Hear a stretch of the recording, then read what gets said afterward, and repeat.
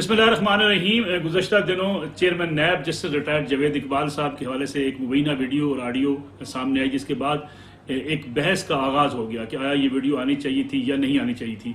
लेकिन उसके बाद तरदीद की गई जस्टिस रिटायर्ड जावेद इकबाल साहब की तरफ से, और बड़ी सख्ती से कहा गया कि ये सारी मनगढ़ंत कहानी है और एक ब्लैक मेलर्स ग्रोह है जो उनको ब्लैक मेल करना चाहता है। और जिस खातून को इस वीडियो में दिखाया गया था, जो खातून की बातचीत हो रही थी, उस पर भी मौक़िफ़ आ गया सामने चेयरमैन नैब का कि ये एक ऐसा ग्रोह है जो पहले भी लोगों को ब्लैकमेल करता है और उनके खिलाफ मुकदमात हैं। जिसके बाद ये सारा सिलसिला यकतरफा लोगों के सामने आया। उस खातून का मौक़िफ़ क्या था वो सामने नहीं आ सका।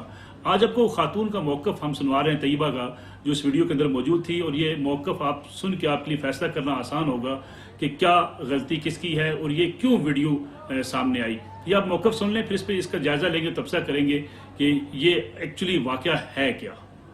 अस्सलाम वालेकुम, मेरा नाम तैयबा फ़ारूक है और मुझे इस बात की सज़ा मिल रही है कि मैंने एक औरत होके, एक लड़की होके और एक कमज़ोर औरत होके एक सिस्टम के ख़िलाफ़ खड़ी हुई। मैं एक लैंड माफिया के ख़िलाफ़ खड़ी हुई। मेरी कहानी यहाँ से शुरू होती है कि मैं नैब में एक सोसाइटी के ख़िलाफ़ मुद्दई थी, जिसमें मॉडल टाउन सोसाइटी का केस था चिन्योट में। उसके ओनर ने जो है वो फेक सोसाइटी बनाई हुई थी और उसमें कुछ लोगों को उसने लूटा हुआ था। जब मेरे हस्बैंड ने उसमें प्लॉट्स लिए, बाद में पता चला वो फेक सोसाइटी है। उसका मैंने उसकी मतलब उसने सारे फैक्ट्रीज़ पे बहुत सारी एफआईआर्स करवाई, बहुत सारा जुल्म किया।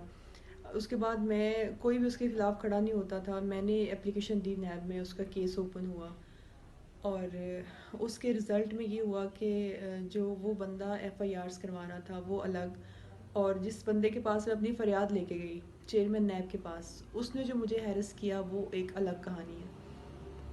उसको इस तरह से कि उन्होंने मुझे जब नंबर मुझसे एक्सचेंज किया ये कह के कि आप लॉ कर रही हैं, आप लॉ स्टूडेंट हैं, तो आप मेरे पास आइएगा, मैं आपको बुक्स दूंगा, नोट्स दूंगा।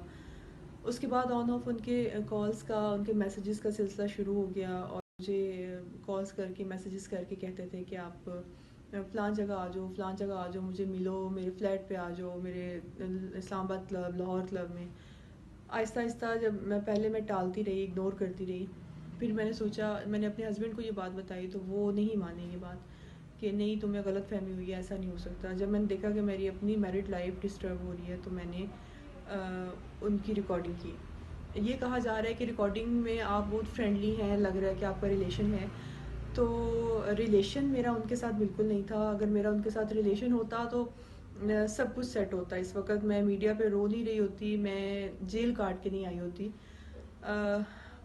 उनके साथ फ्रेंडली होने का मकसद ये था कि मैं उनको एक्सपोज कर सकूं, उनकी चीज़ें रिकॉर्ड कर सकूं जो मैं अगर फ्रेंडली नहीं होती तो वो कभी भी, मतलब मैं नोट रिकॉर्ड नहीं कर सकती। उसके बाद मैंने उन्होंने ऑफिस में, अपने वर्क प्लेस पे मुझे मेरे साथ लूज टॉक की, मेरे साथ मुझे हैरेस किया।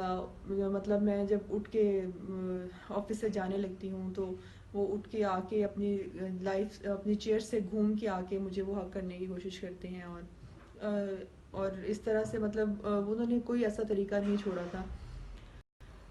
उसके बाद ये हुआ कि एक दिन मेरी उनसे लड़ाई हो गई। लड़ाई की वजह ये हुई कि मुझे वो एज़ यूजुअल बुला रहे थे मिलने के लिए और मैंने उनसे कहा कि आई एम सॉरी, मैं नहीं आ सकती हूँ और आपको इस बात की समझ नहीं आती है कि मैं एक मैरिड औरत हूँ और मैं अपने लिमिट्स को जानती हूँ, तो आप भी ये चीज़ समझिए कि आपका स्टेटस क्या है। तो इस बात पे वो भी थोड़े गुस्से में आ गए। मुझे कहते हैं कि तुम जानती हो तुम किससे बात कर रही हो? मैंने कहा जी मैं बिल्कुल जानती हूँ। उसका नतीजा ये निकला कि कहते हैं कि मैं तुम्हें उठवा के ऐसी जगह पे फेंकूंगा कि तुम याद करोगी, तुम्हें बाहर निकलने की जगह नहीं मिलेगी। मैंने कहा तुमने जो करना है तुम करो और आइंदा मेरे से उम्मीद ना रखना कि मैं तुमसे मिलूँगी या ऑफिस में आऊँगी। और उसके नेक्स्ट डे ही जो है हमारे ऊपर एक नैब का झूठा केस बना दिया जाता है। मीडिया पे कहा जा रहा है जी ये ग्रोह है, ये गैंग है। गैंग है तो किधर है गैंग? भाई सिर्फ मियाँ बीवी का एक गैंग है। और जो है मॉडल टाउन सोसाइटी के जो ऑनर है उसको बहुत तकलीफ़ हो रही है। उसने प्रेस कॉन्फ्रेंस की, उसकी क्या दुख बनती थी? अगर वो गिल्टी नहीं है, उसको प्रॉब्लम नहीं है, तो उसने ये नहीं बताया कि हमारे ऊपर कितनी एफआईआर उसने करवाई हैं। اور ایف آئی آرس کی جہاں تک بات ہے تو وہ بھی میں آپ کو بتاتی ہوں. اس کے بعد مجھے اریسٹ کیا گیا ہے. مجھے میرے ہسبینڈ کو لاہور لے جایا گیا اسلام آباد سے. وہاں پہ جا کر تلاشی لی گئی, میرا دوپٹہ کھینچا گیا اور کہا گیا کہ اس کی تلاشی لو. اور اس وقت کوئی لیڈی کانسٹیبل نہیں تھی, سارے مرد تھے وہاں پہ, جس میں میرا آئیو جو تھا میرے کیس کا, عمران شکیل, اصغر, کوئی گجر تھا, اور باقی لوگوں کے میں نام نہیں جانتی. یہ اس لیے جانتی ہوں کہ ان سے تھوڑا انٹریکشن رہا ہے, یہ آن آف آتے جاتے رہے ہیں میرے پاس, تو مجھے ان کے نام پتہ ہے. جیل میں بھی میرے پاس انویسٹیگیشن کے لیے آتے رہے ہیں. اور اس کا چیئرمین نے پریس کانفرنس میں کہا تھا, بہت بڑی بڑی باتیں کی تھیں کہ ہم لیڈیز کو ہیرس نہیں کرتے, ہم لیڈیز کا نام ریفرنس میں نہیں ڈالتے, لیڈیز سے لیڈیز ہی انویسٹیگیٹ کرتی ہیں. تو بھئی میری دفعہ یہ پالیسی آپ کی کہاں چلی گئی تھی؟ کیونکہ میرے سے آپ انتقام لے رہے تھے, اس لیے آپ کے پاس لیڈیز نہیں بچی تھی, یا میں کوئی بہت بڑی دہشت گرد تھی, کوئی میں نے ملک اور قانون کا کوئی بہت بڑا نقصان کیا تھا. اگر چیئرمین نیب صاحب یہ سن رہے ہیں تو میں انہیں چیلنج کرتی ہوں کہ آئیں میرے سامنے بیٹھیں, میرے سے ٹاک کریں اور مجھے بتائیں کہ یہ ویڈیوز, یہ آڈیوز من گھڑت ہیں, فیک ہیں یا اوریجنل ہیں, اور پھر میں ان کو باقی کے ان کے پول کھولوں گی. میرے پاس اور بہت سا مواد ہے, بہت سی ویڈیوز ہیں جو میں نے ابھی تک اوپن نہیں کی. تو اس کے بعد ابھی جب میں 2 تاریخ کو 16 جنوری کو میں اریسٹ ہوئی ہوں, 2 مئی کو میری بیل ہوئی ہے. کیسے ہوئی ہے یہ مجھے نہیں پتا, کیونکہ نیب تو نہیں چاہ رہی تھی کہ میری بیل ہو. اس میں میرے لائرز کا ہاتھ ہے کہ انہوں نے میری بیل کروائی. اور اس کے بعد جب میں باہر آ گئی ہوں تو ہیرسمنٹ کا سلسلہ, مجھے ٹیز کرنے کا, مجھے فالو کرنے کا, مجھے ہر طرح سے تنگ کرنے کا سلسلہ جاری ہے. اس کی ابھی ایگزامپل یہ ہے کہ ایک ہی دن میں 21 مئی کو اسلام آباد کے اندر میرے پہ 3 ایف آئی آرز ہو چکی ہیں, جن میں میرا نام, میرے ہسبینڈ جو 5 مہینے سے جیل میں ہیں, 4 مہینے سے, ان کا نام, میرے 15 سال کے بیٹے کا نام, میرے بردر ان لاء کا نام, مطلب پوری فیملی کو انوالو کیا جا رہا ہے کہ اگر وہ نیب سے بچ گئے ہیں تو اب پولیس میں دھر لیے جائیں. تو میں آئی جی پنجاب سے, آئی جی اسلام آباد سے یہ پوچھنا چاہوں گی کہ قانون اتنا عمدہ ہو گیا ہے کہ آپ کو چند پیسے دے کے, کچھ اپروچ یوز کر کے آپ اس کو اپنے ہاتھوں کی کٹ پتلی بنا سکتے ہو, آپ اس کے ساتھ کھیل سکتے ہو. ایک عورت کو جو کہ ایک سسٹم کے خلاف کھڑی ہوئی ہے, آپ اس پہ ایف آئی آرز کروا دو گے, اس کو اتنا وہ کر دو گے کہ وہ, کیا مجھے اس پاکستان میں رہنے کا حق نہیں ہے؟ کیا میں یہاں پہ سیف نہیں ہوں؟ اور یہ صرف میری آواز نہیں ہے, میری وجہ سے یہاں پہ بہت سی عورتیں آپ کو خود کو انسیف محسوس کریں گی. میں عمران خان صاحب سے, آنریبل پرائم منسٹر صاحب سے یہ کہنا چاہوں گی کہ اس کا نوٹس لیں. میں یہ ویڈیوز, میں یہ آڈیو فرانزک کروانے کے لیے تیار ہوں. اس میں کچھ فیک نہیں ہے, کچھ اس میں من گھڑت نہیں ہے. اور میں تمام جو عالمی ادارے ہیں خواتین کے حقوق کے, میں ان سے بھی کہوں گی کہ میری ہیلپ کریں. میں اس وقت واقعی مشکل میں ہوں اور مجھے واقعی تنگ کیا جا رہا ہے. میڈیا کو ہائی جیک کر لیا گیا. اس کے باوجود ہمارا پاکستان کا میڈیا, کچھ ایسے لوگ ہیں جو میری آواز کو سامنے لانا چاہ رہے ہیں, لیکن ان کو دبایا جا رہا ہے. ان کو ہر طرح سے ہائی جیک کرنے کی کوشش کی جا رہی ہے کہ وہ صرف دوسری ایک تصویر کا ایک پہلو چل رہا ہے. میری کوئی بات نہیں سن رہا, مجھے لائیو نہیں لیا جا رہا. اعظم بخشی کو لائیو لیا جا رہا ہے جو کہ خود نیب میں ایک اکیوزڈ ہے, اور میں جو ہوں, میرا اتنا زیادہ کریکٹر اسیسینیشن اور مجھے تنگ کیا جا رہا ہے. میرا کسی پولیٹیکل پارٹی کے ساتھ کوئی تعلق نہیں ہے, میرا کسی ادارے کے ساتھ کوئی تعلق نہیں ہے, میں کوئی گورنمنٹ سرونٹ نہیں ہوں, میرے ہسبینڈ گورنمنٹ سرونٹ نہیں ہیں, میں ایک سمپل سی ہاؤس وائف ہوں, اور میں لاء کی اسٹوڈنٹ ہوں, اور لاء کو اتنا سمجھتی ہوں کہ کیا اچھا ہے, کیا برا ہے, کیا نہیں کرنا چاہیے اور کیا کرنا چاہیے.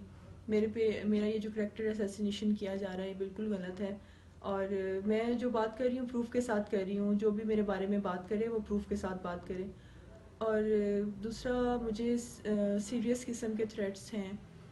اگر میری لائف میں مجھے کسی قسم کا نقصان پہنچے یا میرے ساتھ کوئی بھی حادثہ ہو تو اس کا ذمہ دار چیئرمین نیب کو ہی سمجھا جائے.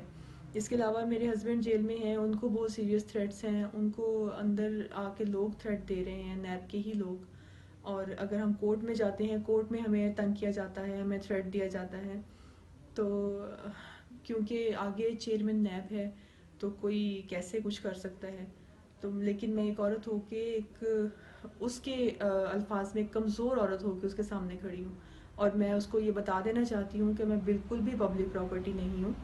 اور اس جیسا کوئی اور بھی ہے تو اس کو بھی یہ میسج جائے کہ کوئی بھی عورت پبلک پراپرٹی نہیں ہے. اس کے مرضی، اس کی رضا کے خلاف کوئی اس کو ہاتھ بھی نہیں لگا سکتا.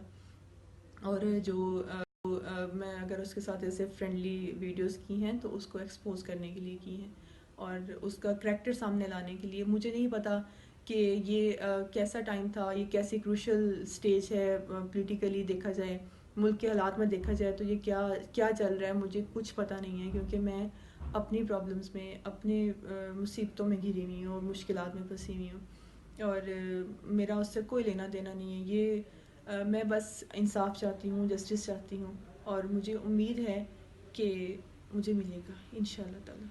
جی ناظرین، یہ اس خاتون کا موقف ہے جو آپ نے دیکھا کہ اس نے اپنے موقف کا اظہار کیا، کیونکہ اس وقت سوشل میڈیا پر یا اس وقت پاکستان کے میڈیا پر اس خاتون کا موقف موجود نہیں ہے. یک طرفہ موقف تو موجود ہے کہ جو نگیٹ کیا گیا سارے اس مبینہ آڈیو اور ویڈیو کو، لیکن یہ خاتون کا موقف سامنے لانے کی ایک وجہ یہ ہے کہ تاکہ آسانی ہو سکے کہ اس میں قصور کس کا کتنا ہے. اور میں سمجھتا ہوں کہ ایک انکوائری کمیٹی بننی چاہیے، ایک انکوائری کمیٹی بن کے اس کی تحقیقات ہونی چاہیے.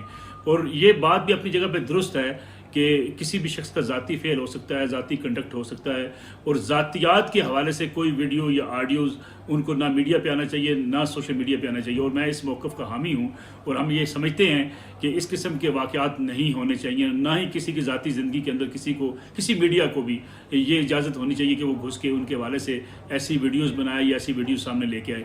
لیکن ایک شخص ایسا جو ایک بڑے اہم عہدے پر فائز ہے، ان کے اوپر بڑی بھاری ذمہ داری ہے، جیسے جاوید اقبال چیئرمین نیب ہیں، اور خاص طور پہ جس خاتون کے ساتھ ان کی ویڈیو سامنے آئی، یہ مبینہ ویڈیو، جس قسم کی وہ بات چیت کر رہے ہیں، اس خاتون کے کیسز، ان کے خاوند کے کیسز نیب کے پاس ہیں.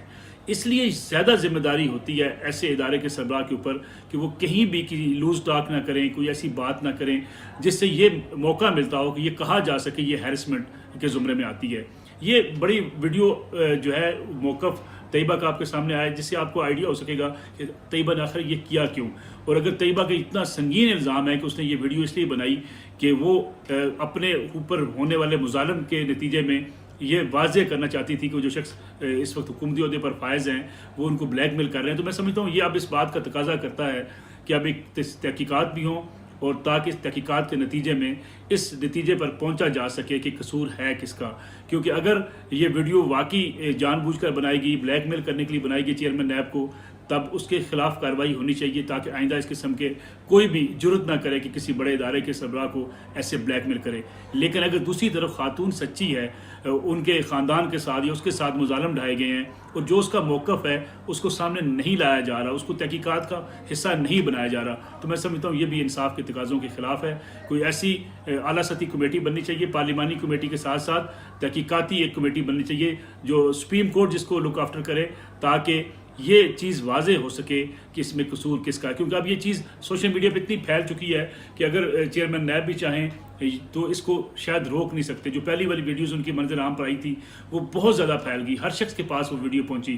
اس کے بعد اس خاتون کا موقف کہیں نہیں تھا، وہ موقف ہم آپ کے سامنے لے آئے ہیں، تو آپ کو بھی اندازہ کرنا آسان ہوگا کہ کس کا قصور ہے. اور میں سمجھتا ہوں حکومتی اداروں کے لیے بھی اس خاتون کو بلا کے مکمل تحقیقات کرنی چاہیے تاکہ دودھ کا دودھ اور پانی کا پانی ہو سکے.